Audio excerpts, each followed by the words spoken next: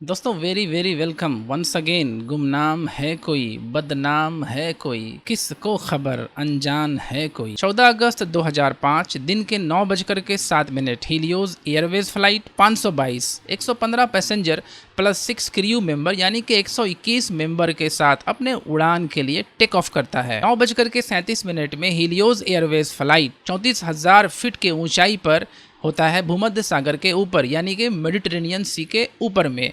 ठीक उसी टाइम में एटीसी से यानी कि एयर ट्रैफिक कंट्रोल से उसका कनेक्शन लॉस्ट हो जाता है। 10:12 से 10:50 तक एथेंस के एटीसी यानी कि Athens air traffic control try to contact Helios 522 से कांटेक्ट करने की लगातार कोशिश करते हैं by radio poll, but they are unable to connect with the pilots और पायलट से उनका संपर्क नहीं बन पाता है एटीसी का। 10:45 में वापस इस प्लेन को जमीन पर लैंड करना था, लेकिन 11 बजे सुबह तक इस प्लेन का कोई इंफॉर्मेशन नहीं था कि प्लेन कहाँ है। इससे कोई कनेक्शन ही नहीं बन पा रहा था। अब इस डर से कि ये प्लेन कहीं घनी आबादी वाले क्षेत्र में गिर ना जाए, 11:05 सुबह को ग्रीक F-16 फाइटर जेट को डिस्पैच किया जाता है हीलियोज एयरवेज फ्लाइट 522 को खोजने के लिए। ये दोनों फाइटर जेट F-16 11:24 में हीलियोज एयरवेज फ्लाइट 522 को खोज लेते हैं यानी कि उसको लोकेट कर लेते हैं। फिर सिचुएशन को समझने के लिए एक फाइटर जेट प्लेन के कॉकपिट के नजदीक जा करके सिचुएशन को समझने की कोशिश करता है। कॉकपिट के अंदर में पायलट कोई रिस्पॉन्स नहीं देते हैं। जब वो थोड़ा और नजदीक जा करके देखता है कि पायलट बेहोश अपने सीट पर पड़ा हुआ है और को पायलट का सीट वो खाली है। फिर फाइटर जेट F-16 प्लेन के पिछले हिस्से से जाकर पैसेंजर से आई कांटेक्ट करने की कोशिश करता है,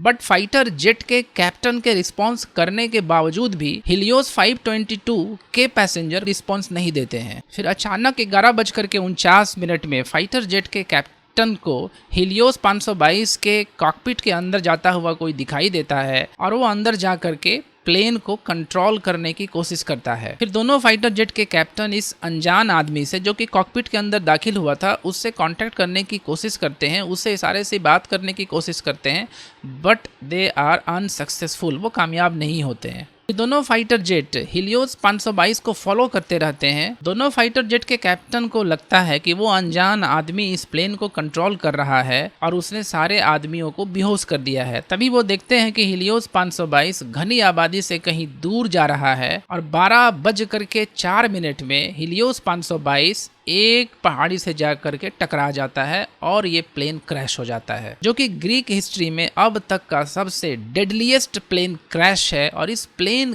क्रैश में सारे 121 आदमी, 115 मेंबर और प्लस 6 क्रू मेंबर सब के सब मारे जाते हैं। हीलियोज एयरवेज फ्लाइट 522 के एक्सीडेंट से पहले एटीसी से संपर्क टूटने से पहले जो आवाज रिकॉर्ड की गई थी वो काफी दर्दनाक थी, जिसको आप भी सुन सकते हैं। Mayday. Flight 522 hostage. इस आवाज से पता ये चलता है कि फ्लाइट के कॉकपिट में कोई था जो बहुत दुख में था और वो एटीसी से मदद की गुहार लगा रहा था। दोस्तों, ग्रीक के इतिहास में इस प्लेन को घोस्ट प्लेन यानी भुताहा प्लेन के नाम से जाना जाता है। आखिर उस दिन क्या हुआ था कि एटीसी के लाख कोशिश करने के बावजूद भी प्लेन से कांटेक्ट नहीं हो पाया और वो अनजान आदमी जो कॉकपिट के अंदर प्लेन को कंट्रोल कर रहा था वो कौन था और वो सारे के सारे पैसेंजर और क्रू मेंबर क्यों नहीं रिस्पॉन्स कर रहे थे फाइटर जेट के कैप्टन को और क्यों वो प्लेन क्रैश हो गया और वो कौन था जिसने कॉकपिट के अंदर 5 बार मेडे कहा था और मदद की गुहार लगा रहा था। समझते हैं इन सब बातों को इस वीडियो में। So let's begin. दोस्तों, कहानी स्टार्ट होता है 14 अगस्त 2005 अर्ली मॉर्निंग। जब फ्लाइट लंदन से ट्रैवल करके आता है तो फ्लाइट में कुछ फॉल्ट नज़र आता है, खास करके इसके AFT सर्विस डोर में। फॉल्ट क्या होता है कि यहाँ से एबनॉर्मल साउंड आता है और ये फ्रीज हो जाता है, मतलब ये आसानी से खुलता नहीं है। तो जो अर्लियर जो फ्लाइट के क्रू थे वो रिपोर्ट करते हैं सर्विस सेंटर को। तो ये जो फ्लाइट है वो सर्विस सेंटर में रीचेक के लिए भेजा जाता है। देखिए, सिस्टम क्या होता है ना कि फ्लाइट के अंदर का प्रेशर और बाहर का प्रेशर कंट्रोल किया जाता है। क्योंकि जैसे जैसे फ्लाइट हाइट में जाता है तो फ्लाइट के अंदर का प्रेशर घटता है, तो फ्लाइट के अंदर के प्रेशर को कंट्रोल किया जाता है बाय प्रेशराइज इंजन, जो कि यहाँ पर लगा होता है, आप इस फिगर में देख सकते हैं। देखिए ये आपका प्रेशराइज इंजन है। ये जब घूमता है तो बाहर के हवा को अंदर भेजता है, ये बाहर के हवा को अंदर भेजता है, जिससे क्या होता है कि बाहर का हवा अंदर जाता है और फ्लाइट के अंदर में जो प्रेशर है वो आपका कंट्रोल होता है। तो ये जो डोर है इसमें जो प्रॉब्लम होता है, तो मेन जो इंजीनियर जो समझते हैं कि हो सकता है कि प्रेशर डिफरेंस हो गया हो, बाहर का प्रेशर ज़्यादा हो इसलिए अंदर से गेट खुल नहीं रहा हो, और दूसरा केस कि ये फ्रिज इसलिए हो गया है कि प्रेशर इंक्रीज होने के वजह से ऑटोमेटिक जो लॉक है वो प्रॉपर वे में काम कर नहीं रहा है। जब प्लेन सर्विस सेंटर में भेजा जाता है तो इंजीनियर जो है वो प्लेन के अंदर के प्रेशर को कंट्रोल करना चाहते हैं बाई प्रेशराइज इंजन, बट जो इंजीनियर होते हैं वो रिलक्टेंट होते हैं, मतलब वो नहीं चाहते हैं कि हम इस इंजन को ऑन करें, बिना इंजन ही इसके अंदर का प्रेशर कंट्रोल किया जा सकता है। ये होता है कॉकपिट। कॉकपिट में एक आपका प्रेशराइज बटन होता है, उस बटन में दो मोड होता है, ऑटोमेटिक मोड और आपका मैनुअल मोड। ये फिगर आप देख सकते हैं, ये देखिए ये आपका प्रेशराइज बटन है, ऑटोमेटिक मोड है, और आपका ये जो है ये वाला मैनुअल मोड है। तो दो तरीका होता है प्लेन के अंदर में प्रेशर को कंट्रोल करने का। एक तो है कि आप इसके विंग्स के प्रेशराइज इंजन को ऑन करके अंदर के प्रेशर को कंट्रोल कीजिए, बढ़ा सकते हैं, घटा सकते हैं, और दूसरा तरीका होता है, और ये जो आपका प्रेशराइज बटन है इसके मोड को जब आप ऑटोमेटिक से मैनुअल में कर देंगे तो होगा क्या कि ऑटोमेटिक बाहर का जो प्रेशर है और अंदर का जो प्रेशर है वो बराबर हो। और ऑटोमेटिक मोड में होने से क्या होता है कि जब प्लेन जब ऊपर जाता है और ऊपर जाने के बाद जब प्लेन के अंदर में जब प्रेशर कम होता है तो खुद ब खुद जो है बाहर का हवा इंटर करता है प्लेन के अंदर में और प्रेशर को मेंटेन करता है। तो जो इंजीनियर्स जो है वो इंजन ऑन करना नहीं चाहते हैं, चूँकि उनके पास ऑप्शन था कि बिना इंजन के ऑन किए हुए भी हम अंदर के प्रेशर को कंट्रोल कर सकते हैं। तो वो जो इंजीनियर्स होते हैं सर्विस सेंटर के, वो कॉकपिट के अंदर जाकर प्रेशराइज बटन को, यहाँ कॉकपिट यहाँ पर कंट्रोल पैनल होता है सारा, यहाँ पर जा करके वो प्रेशराइज जो बटन है उसको क्या करते हैं कि ऑटोमेटिक से मैनुअल में कर देते हैं। और उसके बाद जब इसको ऑटोमेटिक में कर देते हैं तो फिर क्या होता है, अंदर का प्रेशर इंक्रीज करता है और बाहर के प्रेशर के इक्विवेलेंट हो जाता है। तो फिर जो गेट का जो प्रॉब्लम था वो सोल्व हो जाता है, फिर आसानी से ऑटोमेटिक गेट खुलने लगता है। तो ये एक इशूज़ था जिसको रिजोल्व किया जाता है। बट ये जो इंजीनियर होते हैं आफ्टर कंप्लीशन ऑफ सर्विस ये भूल जाते हैं इस प्रेशराइज बटन को फिर से मैनुअल से ऑटोमेटिक करना, ये उसको मैनुअल में ही छोड़ देते हैं। और फिर उसके बाद क्या होता है कि अब जो प्लेन होता है वो उसका जो प्रेशराइज बटन होता है कॉकपिट में, कॉकपिट के अंदर जो उसका प्रेशराइज बटन है वो कौन सा मोड में है, वो मैनुअल मोड में है। मतलब क्या है कि अब पायलट को कंट्रोल करना होगा खुद से, ऑटोमेटिक प्रेशर आपका एडजस्ट नहीं होगा। यानी अगर पायलट को लगेगा कि अगर प्लेन के अंदर का जो प्रेशर कम है तो उसको फिर ऑटोमेटिक मोड में करना होगा, तो फिर आपका प्रेशर जो है बैलेंस हो जाएगा। तो ये ओवरऑल सिचुएशन था प्लेन का सर्विसिंग सेंटर में जाने के बाद। फिर 14 अगस्त 2005 को 9:07 में जो प्लेन है वो फिर से अपने नेक्स्ट फ्लाइट के लिए रवाना होता है साइप्रस के लरनाका से ग्रीस की राजधानी एथेंस के लिए। अभी देखिए ये फ़्लाइट का रूट है, ये आपका भूमध्य सागर है, मेडिटेरेनियन सी है। फ़्लाइट उड़ान भरने के लिए तैयार हो जाता है 9:07 में, जिसमें 115 पैसेंजर थे और प्लस 6 क्रू मेंबर थे। और क्रू मेंबर में जो मेन पायलट थे वो थे हैंस जर्गन मार्टिन 58 वर्षीय, और जो को पायलट थे वो थे पैम्पस कैरलैम्बोस 51 वर्षीय, और फिर इसमें आपका प्लेन अटेंडी के रूप में एंड्रियाज प्रोड्रोमो थे 25 वर्षीय एंड्रियास प्रोड्रोमो। 9:12 में जो प्लेन होता है वो 12,040 फीट का ऊंचाई तय कर लेता है ओवर दी मेडिटेरेनियन सी, भूमध्य सागर के ऊपर। और मैन जो है वो 1000 फीट तक ही एबल होते हैं सांस लेने के लिए, यानी कि जब आप ऊपर 1000 फीट तक जाएंगे तभी आप खुद से सांस ले पाएंगे, और अगर आप इससे ऊपर जाते हैं तो फिर आपको ऑक्सीजन मास्क का ज़रूरत पड़ेगा, आप खुद से सांस नहीं ले पाएंगे। अब देखिए आगे का सिचुएशन क्या होता है। जैसे ही प्लेन जो है 12,040 फीट पर आया, अभी प्लेन ऊपर जा ही रहा है, प्लेन अभी ऊपर के डायरेक्शन में ही लिफ्ट किया हुआ है, तो इस प्लेन के अंदर में एक अलार्म बजने लगता है, अलार्म का साउंड होने लगता है। तो फिर ये जो पायलट्स हैं उनको लगता है कि ये जो अलार्म बज रहा है ये टेक ऑफ कॉन्फ़िगरेशन अलार्म है, बट एक्चुअली में होता क्या है कि ये टेक ऑफ कॉन्फ़िगरेशन अलार्म नहीं होता है, ये कैबिन ऑल्टीट्यूड अलार्म होता है। लेकिन चूंकि दोनों का जो साउंड है वो सेम था, तो इन लोगों को लगता है कि अलार्म जो स्टार्ट हुआ है बजना कॉकपिट के अंदर में, वो टेक ऑफ कॉन्फ़िगरेशन अलार्म है। और ये जो अलार्म है ये उस समय बजता है जब प्लेन जो है वो ग्राउंड से उड़ना स्टार्ट करता है। लेकिन अभी तो जो प्लेन है वो 12,040 फीट की ऊंचाई पर है। अभी ये टेक ऑफ कॉन्फ़िगरेशन अलार्म क्यों बज रहा है ये पायलट को समझ में आता नहीं है। तो ऑक्सीजन लेवल क्यों इसमें कम हो रहा था? इसलिए कम हो रहा था कि ऑलरेडी हम बात कर चुके हैं कि ये जो आपका प्रेशराइज इंजन है ये मैनुअल मोड में किया जा चुका था by the service centre engineer. फिर उसको ऑटोमेटिक मोड में करना था, बट पायलट भी उसको ऑटोमेटिक मोड में नहीं किए और वो मैनुअल मोड में ही रह गया। जैसे जैसे प्लेन ऊपर जाता गया हवा का प्रेशर कम होता गया। हवा का प्रेशर कम होने से इनसाइड द प्लेन भी प्रेशर कम होता गया। और जब प्रेशर कम हुआ और ऑक्सीजन लेवल कम होने लगा तो फिर इसमें कॉकपिट के अंदर में एक आपका अलार्म होता है, वो होता है आपका हाई ऑल्टीट्यूड अलार्म, जिसका मतलब होता है कि अब आप उससे ऊपर नहीं जाइए, आप फर्दर नीचे जाइए, क्योंकि ऑक्सीजन लेवल जो है प्लेन में कम हो रहा है। बट इस प्लेन के अंदर में पायलट को समझ में आया नहीं, और जब पायलट को समझ में आया नहीं तो वो प्लेन को नीचे करना था उनको, बट वो लोग प्लेन को कंटिन्यूअसली ऊपर ही ले जा रहे थे। अब सिचुएशन और रोस्ट होने लगा कि एक के बाद एक और भी अलार्म बजने का सिग्नल आना स्टार्ट हो गया। इस तरह से आप सुन सकते हैं, ये जो आपका है ये सिग्नल इसमें दे रहा था कि अब आप प्लेन को नीचे लाइए। बट पायलट जो है वो समझ ही नहीं पाए, उन लोगों का अंडरस्टैंडिंग काम नहीं किया, और नीचे लाने के बाद अब प्लेन अभी भी ऊपर ही जा रहा था। फिर सिचुएशन क्या हुआ कि 18,000 फीट के प्लेन पर 18,000 फीट के ऊंचाई पर प्लेन पहुंचा। और अब पायलट का सिचुएशन क्या था कि वो लोग एनॉक्सिया के शिकार होने लगे। एनॉक्सिया एक डिजीज़ का नाम होता है।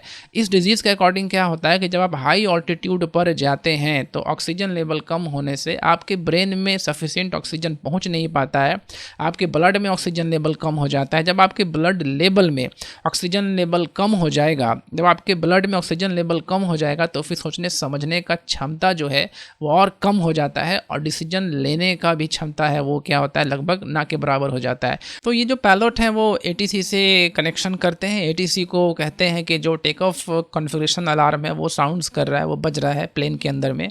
तो ये जो एटीसी हैं वो कहते हैं कि हम let's wait we have an engineers. तो फिर ये इंजीनियर्स को अपना जो है वो कॉल ट्रांसफ़र करते हैं। तब तक हुआ क्या था कि प्लेन कॉन्टिन्यूसली ऊपर जा रहा था और अब प्लेन 18,000 फीट के ऊंचाई पर पहुंच चुका है। अब इस सिचुएशन में क्या होता है, जब कॉन्टिन्यूसली ऑक्सीजन लेवल घटने लगे और प्लेन जो है 18,000 फीट के ऊंचाई पर पहुंच जाए तो इसमें ऑक्सीजन मास होता है वो ऑटोमेटिक नीचे गिर जाता है। ये जो ऑक्सीजन मास है ये सिर्फ आपको 12 मिनट के लिए ही ऑक्सीजन सप्लाई आपको प्रोवाइड करेगा, चूँकि वो केमिकल जनरेटर के थ्रू ऑक्सीजन प्रोवाइड करवाता है सिर्फ 12 मिनट के लिए। 12 मिनट के लिए क्यों? इसलिए कि 12 मिनट में प्लेन जो है वो 18,000 फीट से 10,000 फीट में आ सकता है, और इस फीट में आने के बाद फिर नीचे जो है आपका जो पैसेंजर हैं वो ऑटोमेटिक सर्वाइव कर सकते थे, क्योंकि उससे नीचे ऑक्सीजन लेवल सफिशिएंट होता है फॉर द सर्वाइवल। बट चूँकि अंडरस्टैंडिंग कैपेसिटी इतना वीक हो गया था ड्यू टू एनॉक्सिया, पायलट कुछ समझ ही नहीं पा रहे थे कि सिचुएशन क्या है। और क्रिटिकल एनॉक्सिया सिचुएशन से सफ़र होने के बावजूद हुआ क्या कि ये प्लेन को नीचे करना था, लेकिन प्लेन अभी भी स्टिल ऊपर जा रहा था। और चूँकि इसमें एक और प्रॉब्लम ये हुआ था कि ये कॉकपिट है, कॉकपिट के पीछे आपको पैसेंजर रहते हैं। ऑक्सीजन डिप्लॉय यहाँ हुआ था। कॉकपिट में खुद ब खुद ऑक्सीजन मास नहीं गिरता है।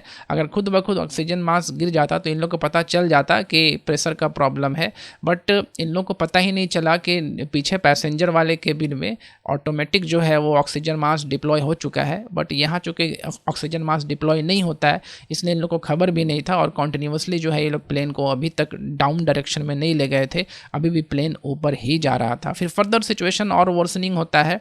आपका एक मास्टर कॉशन अलार्म होता है। ये मास्टर कॉशन अलार्म है, आप देख सकते हैं ये सब अलार्म एक के बाद एक सारा ऑन हो जाता है। ये जो मास्टर कॉशन अलार्म है ये जल जाता है। ये कब जलता है? जब ऑक्सीजन लेवल कम हो और प्लेन जो है 18,000 फीट के से ऊपर चला जाए। और इस स्थिति में क्या होता है कि आपका ऑक्सीजन मास है वो ऑटोमेटिक डिप्लॉय हो जाता है। तो अगर पायलट का ब्रेन अगर ऑटोमेटिक अच्छा से काम करता, वो लोग एनोक्सिया से सफ़र नहीं करते, तो इस बटन को देख के भी समझ सकते थे कि इस प्लेन में जो ऑक्सीजन लेवल है वो क्या हो गया है, वो डाउन हो गया है। और फिर उसको बटन जो था आपका प्रेशराइज बटन, उसको मैनुअल्स ऑटोमेटिक में कर सकते थे। बट एनोक्सिया डिजीज़ के कारण ये लोग उसको पकड़ नहीं पाए और फर्दर जो है आपका जो प्लेन है वो अभी भी ऊपर डायरेक्शन में ही जा रहा था, जिसकी वजह से प्लेन ओवर हीट होने लगा। और ओवर हीट होने के वजह से सिचुएशन जो है और क्रिटिकल होने लगा। फिर आप सिचुएशन देख सकते हैं कि पैसेंजर का प्लेन के अंदर में क्या हालत हो रहा है। चूँकि ऑक्सीजन मास डिप्लॉय होने के बाद भी सिर्फ 12 मिनट तक ही लोग सर्वाइव कर सकते थे। फिर उसके बाद सिचुएशन और क्रिटिकल होने लगा। धीरे धीरे एक के बाद एक सारे पैसेंजर जो हैं वो प्लेन के अंदर में मरने लगे। और अल्टीमेटली क्या हुआ कि अभी भी प्लेन ऊपर ही जा रहा था। 34,000 फीट तक जाते जाते जितने भी इसमें पैसेंजर थे सब के सब जो है वो डेथ कर गए। और 34,000 फीट की ऊंचाई पर जो प्लेन है उसका कनेक्शन लॉस्ट हो जाता है ATC से, यानी एयर ट्रैफिक कंट्रोल से कनेक्शन लॉस्ट हो जाता है। वजह क्या था कि इसके अंदर के जो पायलट हैं अब तक वो भी डेथ कर चुके थे, ठीक है, इसलिए कनेक्शन भी अब लॉस्ट हो गया। वो लोग का रिप्लाई इन लोग को नहीं मिल रहा था। 10:12 से 10:50 तक जो ATC है, एथेंस ATC, वो कांटेक्ट करता रहता है इस प्लेन से, but they are unable to connect because the pilots are died inside the plane. Now ultimately what happen, 10:45 में ये प्लेन को लैंड करना था, ठीक है, एथेंस के इंटरनेशनल एयरपोर्ट पर, बट अभी तक इस प्लेन का कोई इन्फॉर्मेशन नहीं था। ATC बार बार कनेक्शन बनाए रखने की कोशिश कर रहा था, कनेक्शन करने की कोशिश कर रहा था, बट ये सक्सेसफुल नहीं हो पा रहे थे। इनको कोई रिप्लाई अभी तक प्लेन से नहीं मिल पा रहा था। फिर अल्टीमेटली 11 बजे तक प्लेन का कोई इन्फॉर्मेशन नहीं हुआ था। अब चूँकि है क्या कि इस टाइम पर ये जो प्लेन है वो एथेंस के टेरिटरी के इनसाइड इंटर कर चुका था। चूँकि जहाँ तक ATC का कांटेक्ट हो पाया था उसके अकॉर्डिंग कुछ ही देर के बाद प्लेन जो है वो एथेंस के टेरिटरी में इंटर कर जाता। और एथेंस एक हाई पॉपुलेटेड रीजन है, वहाँ पर 3 मिलियन से ज़्यादा आबादी है। अगर ये प्लेन वहाँ पर गिर जाता तो लाखों लोगों के जो लाइफ का है वो नुकसान होता। इस सिचुएशन को रिजोल्व करने के लिए 11:05 में 2 ग्रीक F-16 फाइटर जेट को भेजा जाता है उस प्लेन को देखने के लिए। और फिर उसके बाद 11:24 में ये जो दोनों फाइटर जेट प्लेन है वो इसको खोज लेते हैं, इसको लोकेट कर लेते हैं। लोकेट करने के बाद ये जो आपका फाइटर जेट का जो कैप्टन होता है, जो आपका ये जो फाइटर जेट का जो पायलट है, वो इसके कॉकपिट के अंदर पायलट से कनेक्शन बनाने की कोशिश करता है। ये इसके नज़दीक जाता है, नज़दीक जा कर के इससे इशारे से बात करने की कोशिश करता है, जा करके देखता है। लेकिन इसको दिखता क्या है कि अंदर में जो आपका मेन पायलट है वो सेंसलेस हो गया है, डेथ हो गया है। और उसके बगल का जो है आपका जो को पायलट है वो सीट पर बैठा हुआ नहीं है। फिर अल्टीमेटली कुछ देर के बाद जो फाइटर जेट के जो पायलट होते हैं वो देखते हैं कि प्लेन के अंदर में कोई आदमी गया है, अंदर इस तरह से कोई इंटर कर रहा है। और अभी प्लेन जो है आपका 34,000 फीट की ऊंचाई पर है। अभी तक सिर्फ प्लेन में ये एक ही आदमी था जो कि ज़िंदा बचा हुआ था। और ये आदमी जो है वो प्लेन को कंट्रोल करने की कोशिश कर रहा था। और ये आदमी था कौन? ये आदमी था प्लेन अटेंडी एंड्रियोस पोरोड्रोमो। ये 25 वर्षीय एंड्रियास पोरोड्रोमो थे और ये प्लेन को कंट्रोल करना पहले कुछ इनको नॉलेज था, चूँकि USA में नेवी में थे तो ये प्लेन को चलाना जानते थे, बट इतना बड़ा प्लेन को ऑपरेट करना ये नहीं जानते थे।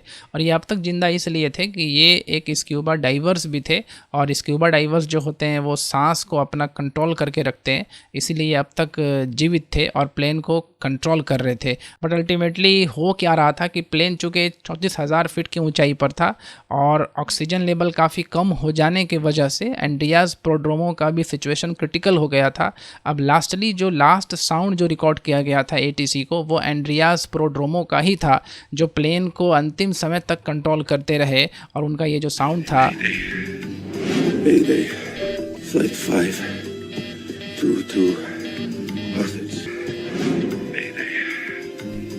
जो कि मेडे बोल रहे थे, मतलब कि अपना लैंग्वेज में हेल्प के लिए गुहार लगा रहे थे। बट अभी तक ये प्लेन को कंट्रोल कर रहे थे और इन्हीं के वजह से अभी तक जो है आपका वो प्लेन है वो आपका फ्लाइट कर रहा था। फिर अल्टीमेटली ये जो फाइटर जेट होते हैं, ये जो पायलट हैं फाइटर जेट के, वो प्लेन के पिछले साइड में जा करके पैसेंजर जो बैठे हुए थे उनसे कांटेक्ट करने की कोशिश करते हैं और बट ये इनको कोई पैसेंजर को रिस्पांस नहीं देता है। जब ये अपने हाथ से इशारा भी करते हैं तो इनको कोई जो पैसेंजर है वो रिस्पांस नहीं देता है। रिस्पांस इसलिए नहीं देता है कि अब तक जितने भी पैसेंजर थे वो सारे के सारे प्लेन के अंदर में मर चुके थे due to deficiency of oxygen. सिर्फ एंड्रियास प्रोड्रोमो ही थे जो जीवित थे, जो प्लेन को घनी आबादी से दूर ले जा रहे थे। अब फिर उसके बाद प्लेन का जो लेफ़्ट साइड जो होता है वो मुड़ जाता है, प्लेन ऐसे नीचे की ओर मुड़ जाता है। चूँकि आपका जो लेफ़्ट विंग होता है उसमें फ्यूल होता है और इसका फ्यूल ख़त्म हो जाता है। फ्यूल के ख़त्म होने से प्लेन ऐसे बेंड कर जाता है। फिर कुछ देर के बाद इसका जो राइट विंग है उस तरफ भी प्लेन मुड़ जाता है, राइट विंग की तरफ भी प्लेन मुड़ जाता है। चूँकि इधर का भी फ्यूल ख़त्म हो जाता है, दोनों तरफ आपका फ्यूल होता है। लिमिटेड फ्यूल होने की वजह से इधर प्लेन झुकता है, फिर अल्टीमेटली इधर प्लेन झुकता है, फिर प्लेन धीरे धीरे नीचे आने लगता है। अब 12 मिनट पर ये सिचुएशन था, लेकिन एंड्रियास अभी भी इस प्लेन को कंट्रोल कर रहे थे। और ये प्लेन, चूँकि ग्रीस जो है आपका वो घनी आबादी वाला देश है और उसका जो कैपिटल है एथेंस, वहाँ पर 3 मिलियन पॉपुलेशन है। तो ये जो एंड्रियास प्रोड्रोमो थे वो प्लेन को दूर पहाड़ की तरफ ले जा रहे थे और ये जो है पूरा सिचुएशन को देख रहे थे। दोनों पायलट ये समझ गए थे कि अभी प्लेन गिरने वाला है क्योंकि इसका फ्यूल ख़त्म हो गया था। और एंड्रियास प्रोड्रोमो जो है वो अल्टीमेटली हीलियोस 522 को एथेंस के आबादी से दूर एक पहाड़ की तरफ ले जाने में कामयाब होते हैं। हाईली पॉपुलेटेड रीजन है, वहाँ प्लेन क्रैश नहीं करके 12:04 में ये जो प्लेन है आपका एक पहाड़ से टकरा जाता है और अल्टीमेटली ये प्लेन क्रैश कर जाता है। Ultimately 115 member plus 6 crew member इस प्लेन के साथ इंस्टेंटली क्रैश कर जाते हैं और डेथ के बावजूद भी एक क्रैश इतना डेंजरस था कि उनके बॉडी को पहचान पाना भी मुश्किल था। आफ्टर क्रैश और प्लेन के एक्सीडेंट के बाद इन्वेस्टिगेशन किया गया। तो इन्वेस्टिगेशन करने के बाद जब इन्वेस्टिगेशन साइट पर गया तो ये आपको प्रेशराइज बटन टूटा हुआ मिला और इस बटन का जो मोड था वो अभी भी मैनुअल मोड पर था। तो इससे देख के आसानी से पता लगाया जा सकता था कि क्या सिचुएशन हुआ होगा और क्या सिचुएशन हुआ है एक्चुअली में। So that is the whole scenario of the Helios 5222 Airways flight। पल दो पल की मस्ती है, बस 2 दिन की बस्ती है, चैन यहाँ पर महंगा है और मौत यहाँ पर सस्ती है। That is it from my side, that is it for that day। And if you think that the video is informative and helpful, please hit the like button, and if you have not subscribed the channel, please do subscribe, share your friends as well। Thank you very much, thank you for watching, thanks a lot, good day, bye bye, take care, love you all।